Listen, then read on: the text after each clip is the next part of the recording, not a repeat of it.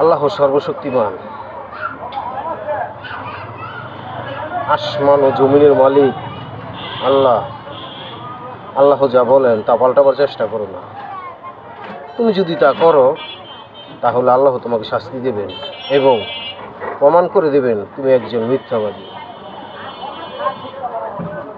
মানুষ একে অন্যের সঙ্গে যা যা করে সে বিষয়ে আমি ভেবেছিলাম এবং আমি নিজেকে নিজে বলেছিলাম, সৃষ্টিকর্তা মানুষকে পশুর মতোই দেখতে চান।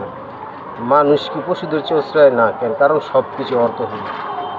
মানুষ এবং পশুদের ক্ষেত্রে একই ব্যাপার ঘটে, উভয়েরই মৃত্যু আসে। মানুষ এবং পশুরা একই নিঃশ্বাস নেয়। একটি মৃত মানুষ এবং মৃত পশুর মধ্যে কি কোনো পার্থক্য আছে? মানুষ এবং পশুদের দেহ একইভাবে বিলীন হয়, তারা মাটি থেকে আসে, মাটিতেই ফিরে যায়। কে জানে মানুষের আত্মার কী হয়? কে বলতে পারে পশুর কোনো আত্মা যখন মাটির নিচে প্রবেশ করছে তখন হয়তো কোনো মানুষের আত্মা সৃষ্টিকর্তার কাছে যাচ্ছে। তাই আমি নিজে ভেবেছিলাম একজন মানুষ তার যা আছে এবং সে যা করছে তা নিয়ে আনন্দে মেতে থাকা এবং একজন মানুষ তার ভবিষ্যৎ নিয়ে চিন্তিত হওয়া উচিত নয়। কেন? কারণ সেই ব্যক্তিকে ভবিষ্যতে কী ঘটবে তাকে কেউ দর্শন করাতে পারবে না। জ্ঞান আমাদের এই জিনিস নিয়ে ভাবা।